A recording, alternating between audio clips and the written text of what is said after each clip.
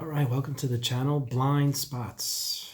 Do you have blind spots? Does your relationship have blind spots? Let's jump into it. It's an awesome topic, an interesting topic, really, really important. If we remain unaware of it, it's going to really wreck our relationships. Yet being aware of it and working with it can have a tremendously positive impact on our relationships, and not just in our relationship with ourselves, our personal growth, but with our partner and with the people around us.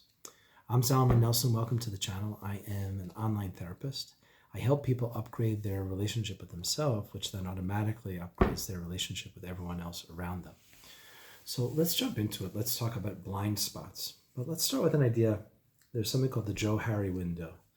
The Johari window is in 4 quadrants. Things known to you, not known to you, known to others, not known to others. So every single person has stuff that they don't know, other people don't know. It's just hidden. It's the subconscious. Okay, fine.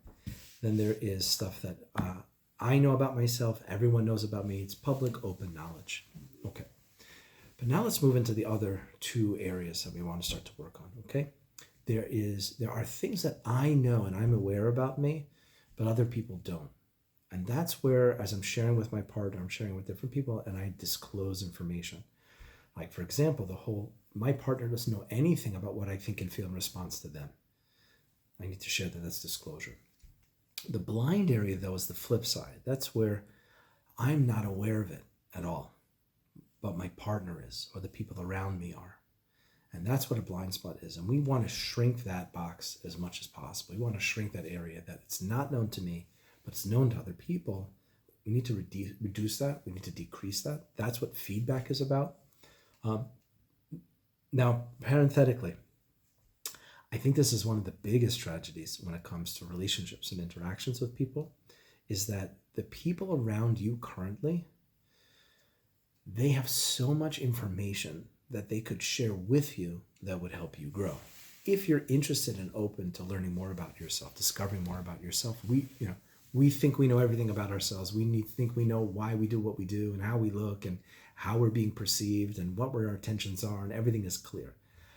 But it's not. Other people are perceiving things about ourselves. We have a blind spot, right? Just like blind spots come from you in the car, driving in the car, and there's in the mirror, there's a certain area that I think I see everything, but I can't see that area. So this is really where the relationship exists in. There's a blind spot in the relationship as far as my partner doesn't know how I think and feel in response to what they do. I need to share that. But I myself, there's things about me that are just not known. I don't know them. I'm not aware of it. I don't realize it. I don't see it. I'm inside me, busy being me. I'm not aware of some of these things that I do that have an impact on another person at all. They're sitting there watching it with tremendous information, but because it's not part of the culture, and we're defensive, and our egos, and we're not trained, and we're not taught, so it's sadly, this information never comes out. My own personal growth, late teenage years, 20s, was fueled massively by being involved with a summer camp program that featured a group aspect to it in which people would give each other feedback. I was very uncomfortable at first, but I was in an environment, first of all, I wanted to grow. I brought that to the table, but I was in an environment where that's what we were doing. People were sharing with each other in order to get closer, in order to work together better. It blew my mind. But that's why I saw it. I had been a culture or raised in a world in which, you don't share, don't speak, don't talk. It's critical. I'm fine as long as nobody points out my flaws. I'm perfect, right? But this blew me away, and really it brings people closer. I'm not hiding anything. You're able to share what you think and feel legitimately with me, and it brings people closer. Otherwise, this is the gossiping that goes on. I feel something towards another person, but I can't share it with them, and it really bothers me. So what do I do with all that feeling, with all that energy? I don't know where to put it. I don't know what to do with it. So we start talking to other people. But that's a parenthesis that hopefully through this video, videos on my channel, through the personal growth and healing work that you're doing, you and the people around you are starting to welcome and invite each other to share more, share more with each other. Also helps, there are things like I feel statements, ways to express yourself that I like to talk about on the channel, where I'm not going to, you're always, you speak really intensely, when you're upset and, and you're such a jerk. I was like, oh, great, now I'm being criticized and triggered. Or if the flip side, what I like to get people into is, yeah, but how do you feel? It's like, you raise your tone with me and I feel attacked. and I feel disrespected. And I wish instead you would say what you have to say, but in a calmer tone. See, you kind of hear that. I'm not criticizing. I'm not giving you labels. I'm pointing out what I see you doing and I'm sharing. But that's getting ahead of ourselves. We're going to jump into this. We're going to talk about techniques. We're going to talk about some of the common blind spot areas to talk about. We'll also talk about, so when does a couple get into this? But that's a starting position, which of what just is that blind spot. So again, to summarize, there are things that I say, that I do, facial expressions I make, body language, patterns that are surrounding me that I'm not aware of, but my partner sees it. This is where maybe you will click on this, you'll resonate on this. It's like you point it out to the person, you're like, I know they're doing this, and they start, you'll feel gaslit. They'll be like, nope, I'm not doing it at all. They can't imagine that they're doing it because the self-awareness is really low. Now, if you're already in a relationship and there's so many other things good going on in the relationship, it could be that you'll be able to break through some of that lack of self-awareness in your partner, in yourself. But if a person is really not self-aware, and yet you see them doing something, you know how you feel in response to what's going on, and they're going to tell you like, nope, there's no way I'm doing that. I'm not speaking that way. I'm not saying that at all. And it's going to drive you nuts. You're going to feel gaslit. The person may not really intend it. It's that they can't really imagine that they're doing it. And this gets into self-esteem and validation. I can't admit that I'm doing something wrong. If I admit I did something wrong or said something that hurt you, doesn't that then mean that I'm a bad person? That's a whole nother story. But it could potentially be a really big red flag if the person's not open to working through it. So hopefully after this video, you'll become more open to checking out blind spots in your partner as well, because it brings us so much health and so much happiness and so much awareness, because it's truth. And if a friend is a good friend, then they should be able to say with love, with care, with trust, like, hey, this is what I see is going on. And to hear that, because if you're interested in growing and really succeeding, then you want your blind spots to be as small as possible. And so it can be hard to hear the feedback from people if we don't have trust with them. We don't know their intentions. But an intimate partner, a really good friend, a trusted colleague, to be able to share certain feedback, it's worth its weight in gold. Sometimes it stings a bit, and we have to sit with it and think about it until we integrate it. You want to absorb the message, don't shoot the messenger. So that's how blind spots work. Another aspect of blind spots that I hinted at before is, I said before, there are things that we don't know about ourselves, but other people do. That's a blind spot. I'm not aware. I need other people to fill it in. But the flip side is things of disclosure, things that I know to be true about me, but the other people don't know. So in a relationship now, that's where things change. That aspect, that people don't necessarily know things about me, that's only becomes important in terms of relationships.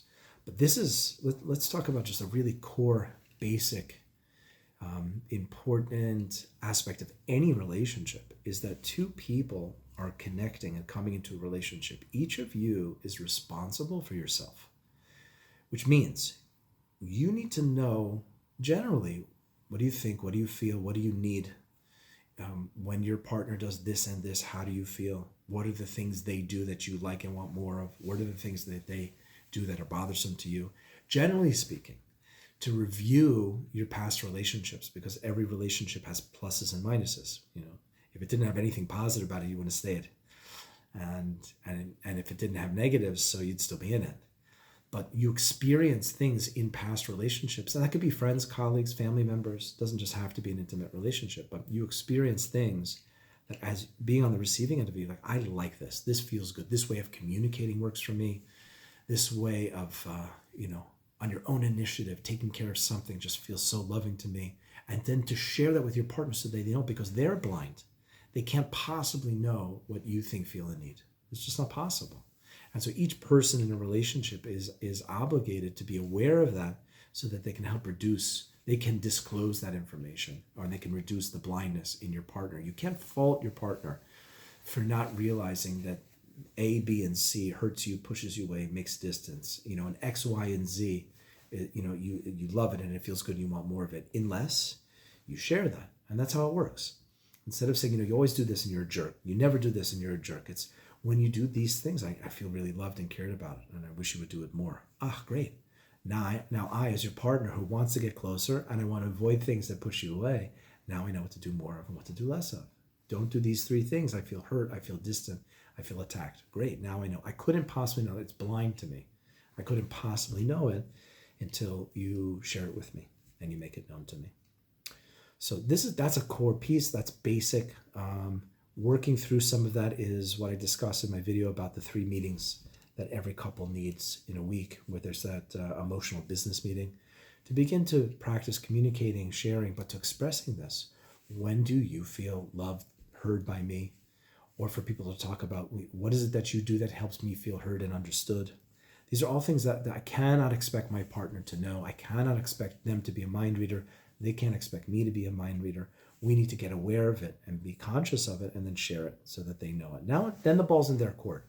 If I've told you the things that I like and need more of, and I told you the things that are hurtful, I need you to avoid, and you continue to not do the things I asked for because they feel good, and you continue to do the things that put distance, this relationship's not really going to go anywhere. You're not hearing me. You're not respecting me. So that's blind spots in a more of a individual level as it comes into relationship. But let's talk about some common blind spots that will manifest in the relationship. Okay, so I'm going to talk about that part where I'm not aware that I'm saying it, doing it, expressing it, but my partner sees it. And as long as we can be open to the fact that everybody has blind spots, it's not about not having them at all. It's about embracing them, embracing that they're there, empowering certain people in our life that we feel safe and comfortable with, that have our best interests in mind, and empowering them to say, share with me, tell me, what are you seeing?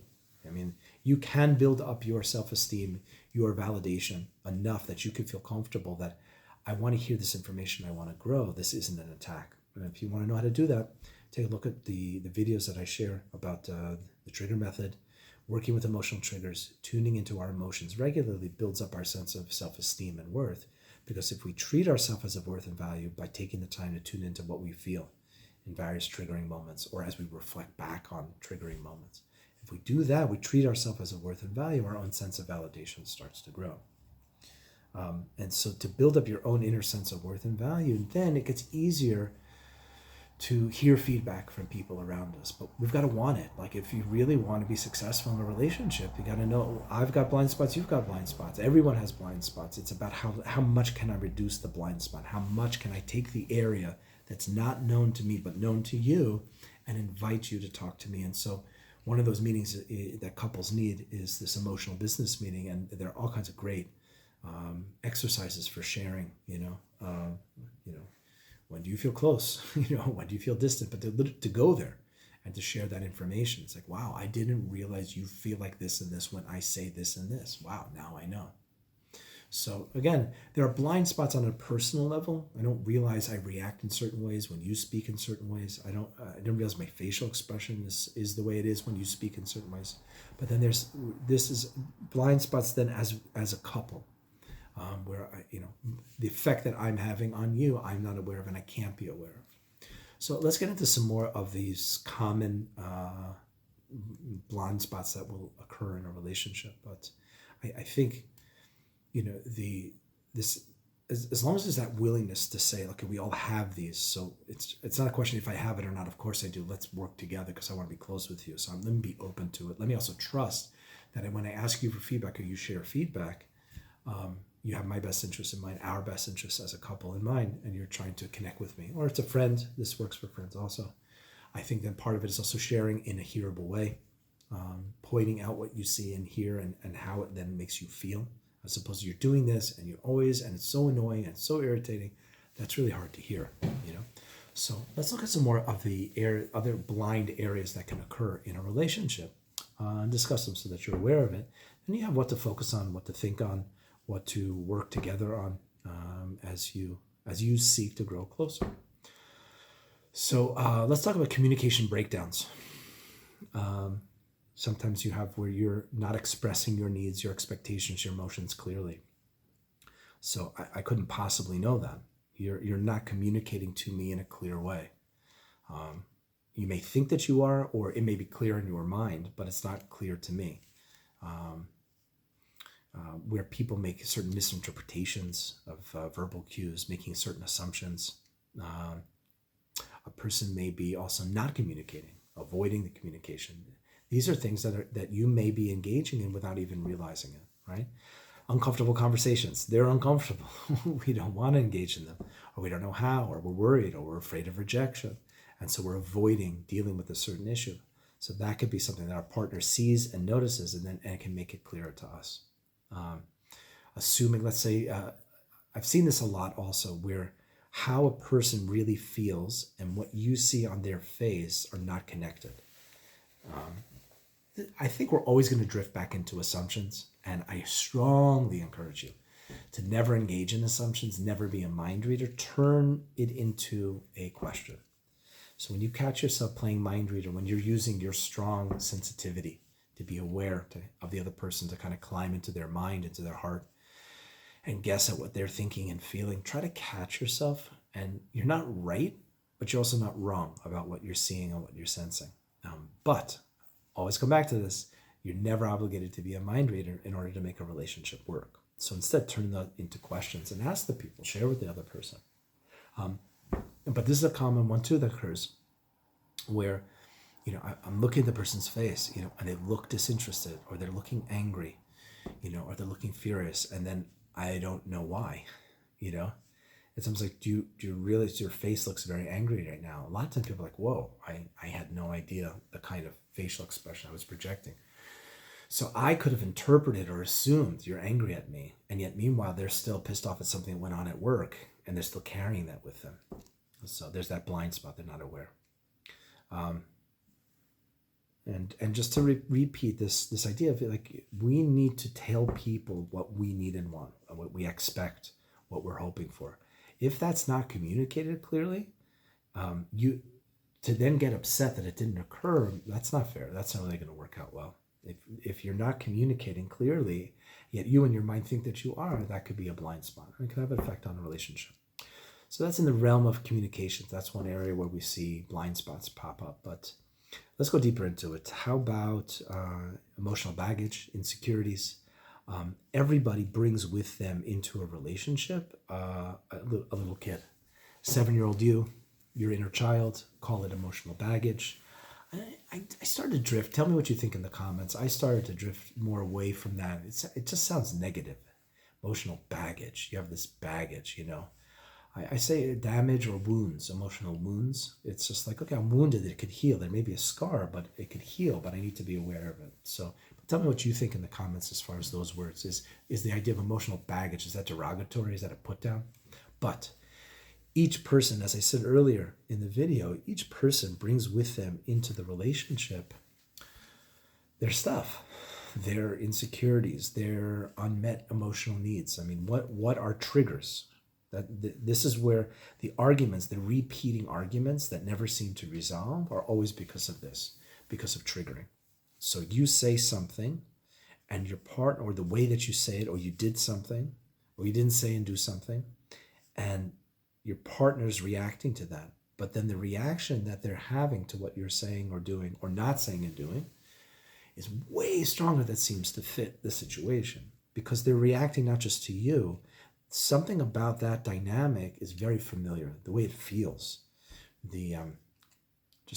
everything about it is very, very familiar to something that they went through as a kid, and they're still affected by. That's baggage, or that's a wound that they carry with them.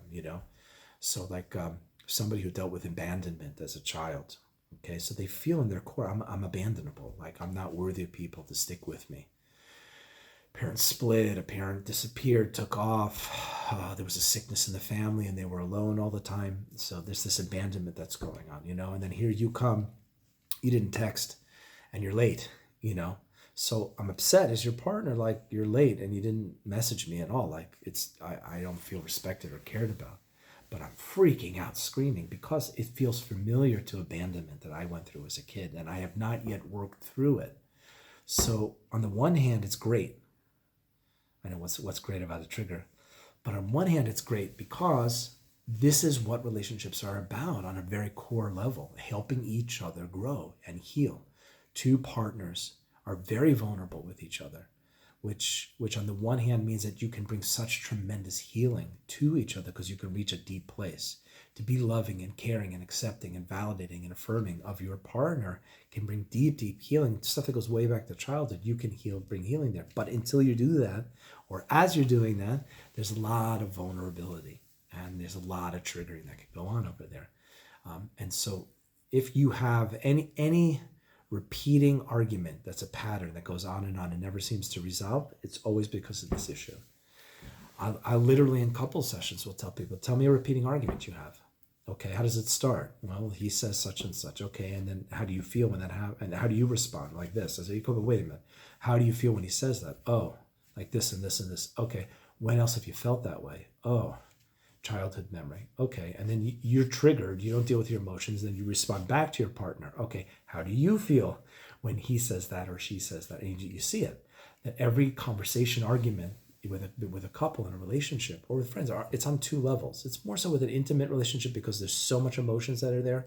There's such tremendous potential for connection and love and affection and affirmation and validation. But there's also the potential for being vulnerable and being triggering. But the conversation is happening on two levels. There's what I see you saying, doing, or not saying and doing, how I feel about that. How anyone would feel about that. That's a reaction. It makes sense. Where does it become an overreaction? And not like a lot of people say, by the way, like, you're overreacting. Like, okay, I'm overreacting, but it doesn't, my reaction is still legitimate. Maybe the overreaction is the intensity of my reaction stronger than seems to fit the situation. Granted, so I've got to go work on that. But I still am allowed to have the reaction, right? The guy coming home late and didn't text. I'm upset, that I'm screaming and freaking out. Okay, that's on me. I got to go work on that part. So it's on two levels. There's the surface level part, but then there's the baggage, the wounds, the insecurities, the anxious attachment that I've brought with me as a kid. That kid part, I brought it into the relationship. And we spoke about this earlier. Each person in a relationship is obligated to tune in and connect and get in touch with what they feel, what they need and want, how they feel in response to what their partner does or doesn't do, and be able to share that. And that's how we start to deal with it. But not being in touch or aware of this fact, this is a fact, So if you have a moment in which, so again, go back to it, came home late, didn't text, and upset, and then freaking out and screaming, this is where blind spot could be messed, because it's almost like I can't even talk to you or take ownership of the fact that I'm late, I didn't text, because I'm getting this hit on like gas on the fire, that's really your stuff that you were triggered with, and you're blind about it and taking it and dumping on me. And this is literally at the heart. This one's a big one, because it's literally at the heart and the core of what really tears relationships apart. Either two people are going to decide to be facers and face their stuff, which means I'm upset at you for what you said and did, but the intensity of my reaction is me and on me, and you just put me in touch with my inner kid and a part that I've got to work through. I'm going to go work on that. When I work on couples, we deconstruct the arguments and we get into the triggers. You can't just tell people, next time speak like this, next time say like that. Yeah, but there's a legitimate, deeper emotional reason I'm not in touch with, and instead I'm taking it, throwing it on you, and I'm not really dealing with my core issue. So this is a really important blind spot. I want to build up to it and get to it, but this is a core one. Everybody has this. It doesn't make you bad or wrong. The partner you have found and have attracted and are attracted to, in part, is because they're going to put you in touch with those parts of you that need your attention, of that inner kid part. They're also the right partner for you because they can be healing and helpful and validating, reassuring as you work on it. So I can learn to validate myself, reassure myself, self-soothe myself, as well as then get that from my partner and really enjoy it. That's the way to work on it. That's the way to go through. But expect that. Everyone has it. If you think you're going to get into a relationship and it's going to be all smooth and no issues, you're completely wrong. Yes, we need to look for red flags and avoid it. The things that I just cannot have in a relationship, I have to make sure they're not there. And that's on me to be aware. If you're dating and watching this, I need to be aware of the things that my relationships have taught me that I do not do well with and I cannot have. And I've got to vet that and filter those people out and move away from it. I also have to know from my previous relationships what I really like and works well for me, so that as I'm meeting new people, boom, you have what I need and it's great. But a relationship is, once you're past that, once you're past those more, non-negotiable red flag type triggers, once you're past that, there's going to be stuff. Don't think that a good relationship is one that's free of anything and we never fight a single day. It's about how you communicate, how you work through things when you're not in agreement on something. So that's to be expected. So everyone has this. It doesn't make you bad. It's just, are you willing, as I said in the beginning, are you willing to acknowledge, I have blind spots, you have blind spots, let's work on them, because your blind spots will be will be a wall between the two of you and make you unable to connect to.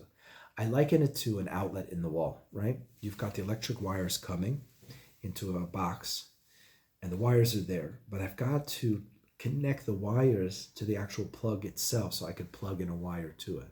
So if I haven't yet done that, but the wires are hanging out, all the potential to connect is there, but I can't actually connect because it's not in a format that I can receive. You have to be relationship ready. You have to be able to connect. You have to be able to be connectable, as I like to say. And so everybody has this. So as long as you're open to it and you're looking at it and you're looking for it, then the two of you can work together and give each other feedback and work through it. Okay. Some of the assumptions also come from this. Like, this. Let's go back to this example. Okay. I'm projecting abandonment. You are abandoning me. I'm reading into your actions that you're abandoning me. I am projecting my own stuff onto you because I haven't dealt with it in myself. It's a blind spot where I'm making assumptions. I'm reading between the lines. When you say that you really mean this and this, you did that because of this and this. Like, I can't know your intentions. I can't know what you really think and feel. I can't know why you did what you did.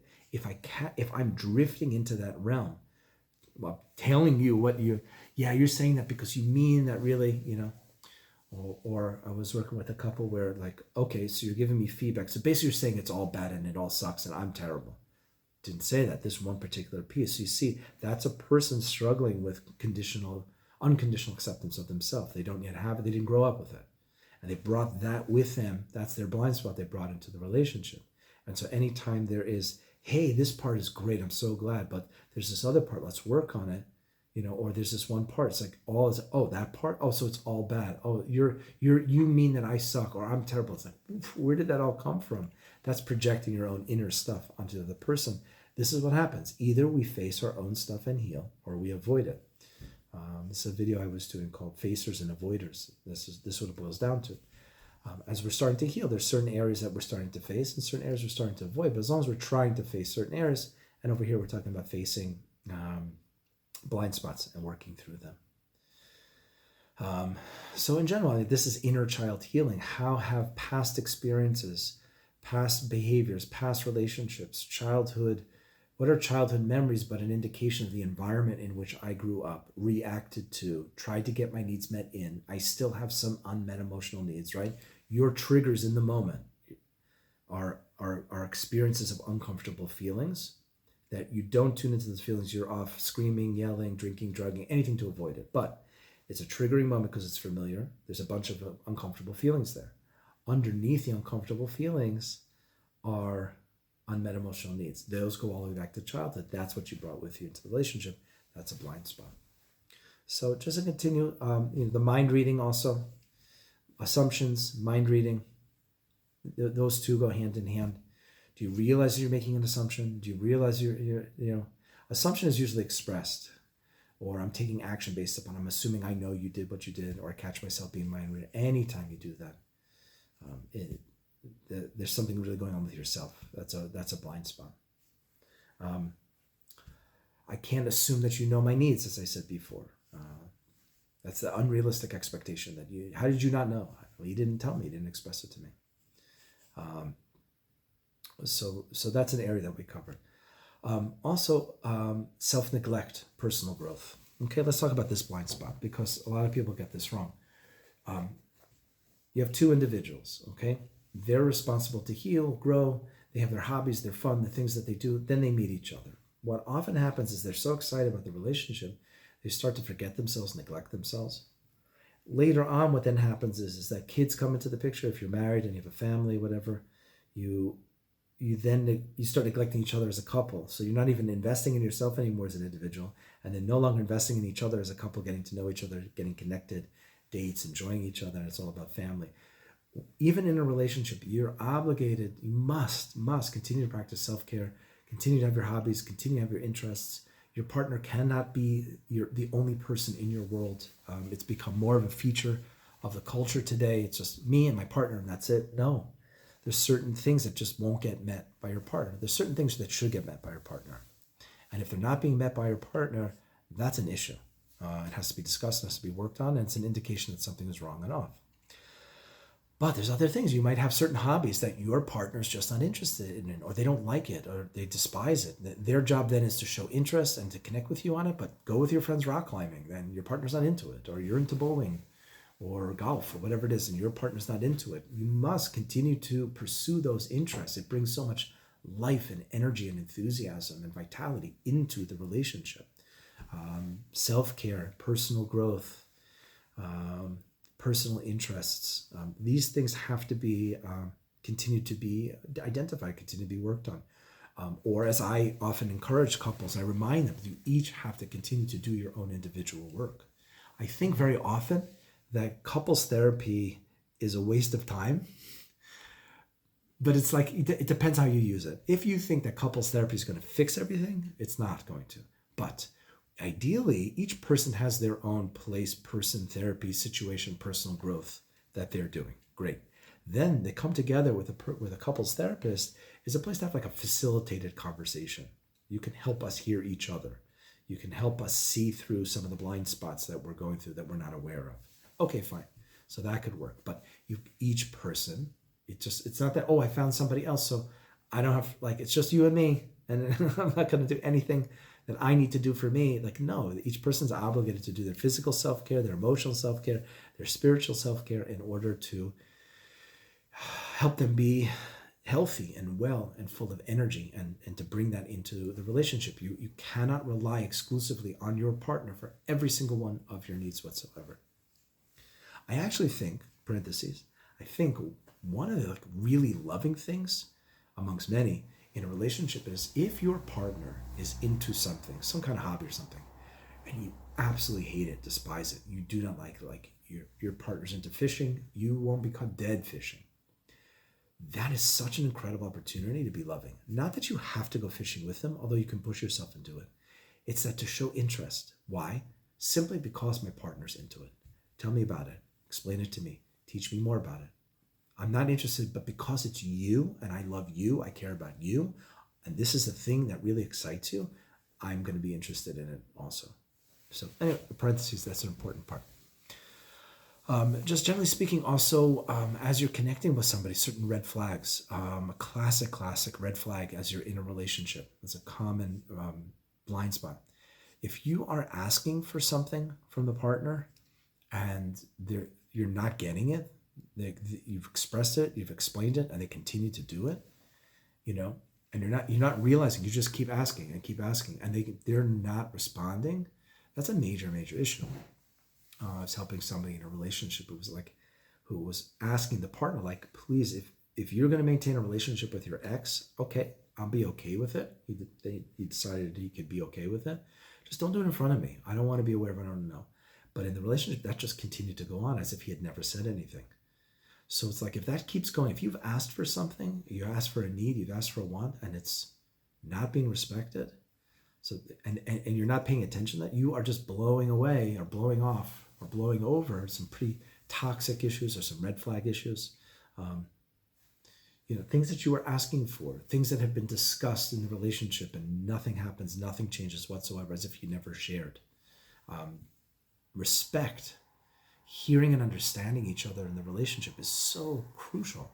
And where that's not occurring, and you just keep going about as if everything is fine, even though you've said something, you've expressed it, but nothing is changing and nothing is happening, you're just continuing to put up with these kinds of red flags. That's a major blind spot. It's to become aware of certain patterns. I think we've got to cultivate this ability. And like I said, we're two parts. We're this kid part, and then 12, 13 years of age, this adult part comes online. And now we have the ability to reparent ourselves. This is inner child healing, inner child trauma. To become aware of these kinds of things. It's going to be in a relationship. Two people are going to have this kind of issue. They're going to bring those parts with them, but to be mindful, to be aware, to do that work, to become more conscious, to be on the lookout for it, to know that I'm going to be triggered and to start to work through it. This is the work that we need to do in our relationships. And again, as we said, to start to shrink those blind spots down as much as we possibly can, and to be as conscious, to become as present, but to also to invite our partner to share with us. It's really a partnering that goes on, because if you can build up your own sense of worth and value, your validation by regularly tuning into what you feel, okay? And you and your partner have trust together, and you have good communication, and there's this understanding, we want to build a relationship. There's nothing you can't accomplish. You want that feedback to come. You want to know what your partner needs you to do more of and less of, so you're not guessing. And you want your partner to be able to share with you things about yourself that you're not aware of, so it stops getting in the way. And to grow through it. It's almost, like I'm climbing a mountain and it's so hard and difficult, and I don't even realize I'm carrying a backpack with an extra 1,000 pounds underneath it. So hopefully this was helpful. A good introduction to relationships, triggers, inner child, communication, but this idea of the blind spot. And so hopefully it's helping you to see some ways in which you and your partner can begin to work together, so that if each of you start to reduce that blind spot area, the area that you're not aware of, but your partner is, and for each of you to help each other mutually, and the more that shrinks, the closer and closer you get. Thanks for watching. Glad you'll be here. Check us out. Please support. Click on the subscription. It helps us out a lot. Give us a like, and please share it with people who need to hear this information. And fill up the comments so I know what you like and want to see more of. All the best.